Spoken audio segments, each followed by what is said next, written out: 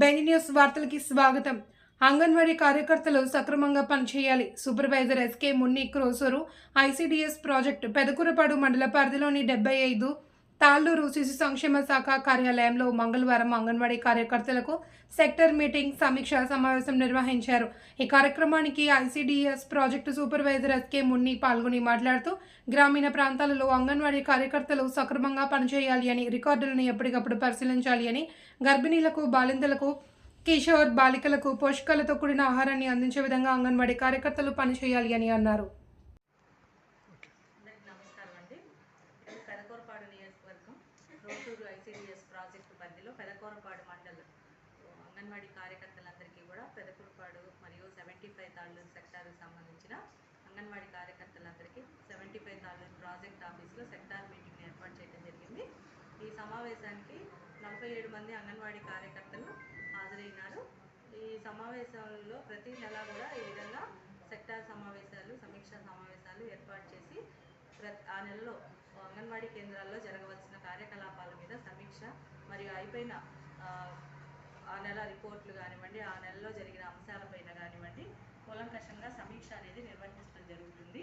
ఈ సమీక్షా సమావేశంలో ముఖ్యంగా ఈ నెలలో జరిగినటువంటి పిల్లలకు సంబంధించిన హాజరు, పిల్లల నమోదు, హాజరు మరియు అంగన్వాడీ కేంద్రాల్లో జరుగుతున్నటువంటి ప్రీ స్కూల్ కార్యక్రమాలపైన మరియు అంగన్వాడీ కేంద్రాల్లో తల్లుల సమావేశాలు ఏర్పాటు చేయటం మరియు అన్నీ కూడా ఆన్లైన్లో క్రమబద్ధీకరించటం మరియు ముఖ్యంగా మన గవర్నమెంట్ బేటీ బచావో బేటీ పడావోలో భాగంగా 100 డేస్ స్పెషల్ క్యాంపెయిన్ కార్యక్రమం జరుగుతుంది. దానిపైన కూడా కార్యకర్తలందరికీ కూడా కూలంకషంగా వివరించడం జరిగింది. మన జూన్ 22 నుంచి అక్టోబర్ 4వ తేదీ వరకు కూడా 100 రోజులు ఈ కార్యక్రమాన్ని మన బేటీ బచావో బేటీ పడావో మరియు మిషన్ శక్తి న్యాయ సంహిత అనే పేర్లతో ఈ కార్యక్రమాన్ని మనము నిర్వహించుకుంటూ ఉన్నాము.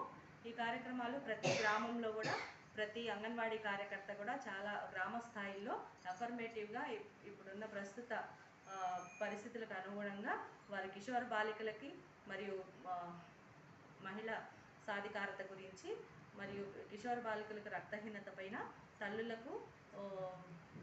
తల్లుల రక్తహీనత గురించి మరియు బిడ్డలకు పోషకాహార లోపం గురించి వివరించడం జరుగుతుంది.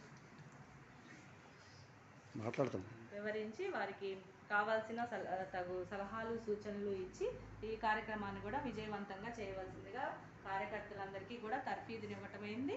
మరియు వీటితో పాటుగా అంగన్వాడీ కేంద్రాల్లో పిల్లల హాజరు శాతాన్ని పెంచాలి మరియు నాణ్యమైన మెనూ ప్రకారం అంగన్వాడీ కేంద్రాల్లో మధ్యాహ్న భోజనాన్ని అందించాలి మరియు గుడ్లు కానివ్వండి, పాలు కానివ్వండి అంగన్వాడీ కేంద్రాలకు బాల సంజీవిని పోషకాహారం అందించడంలో కానీ ఎలాంటి అవకతవకలు లేకుండా సరైన పాళ్లల్లో క్వాంటిటీ, క్వాలిటీ మెయింటైన్ చేయవలసిందిగా కార్యకర్తలందరికీ సూచించటమైనది. దాంతోపాటుగా ప్రతిరోజు కూడా 9 గంటల నుంచి 4 గంటల వరకు యూనిఫామ్లోనే వారి రోజువారీ కార్యకలాపాలు అంగన్వాడీ కేంద్రాల్లో నిర్వహించవలసిందిగా కూడా అంగన్వాడీ కార్యకర్తలకు మరీ కోరటమైనది. అదేవిధంగా పిల్లల హాజరు శాతాన్ని పెంచడానికి తల్లులకి రోజు హోమ్ విజిట్స్ ద్వారా వారికి తల్లుల్లో ప్రీ స్కూల్ యొక్క ప్రాముఖ్యత గురించి వివరించవలసిందిగా మా కార్యకర్తలకు కోరటమైనది. వారు ప్రతిరోజు కూడా హోమ్ విజిట్స్కి వెళ్ళి తల్లులకు చెప్పవలసినటువంటి సలహాలు, సంప్రదింపులు ఇచ్చి పోషకాహార లోపం లేకుండా, రక్తహీనత లేకుండా బిడ్డలకు ఏ విధమైన ఆహారాలు వండి పెట్టుకోవాలి అనేది కూడా ప్రతిరోజు అవగాహన కల్పించవలసిందిగా కూడా కార్యకర్తలకు తర్ఫీదునివ్వటమైంది.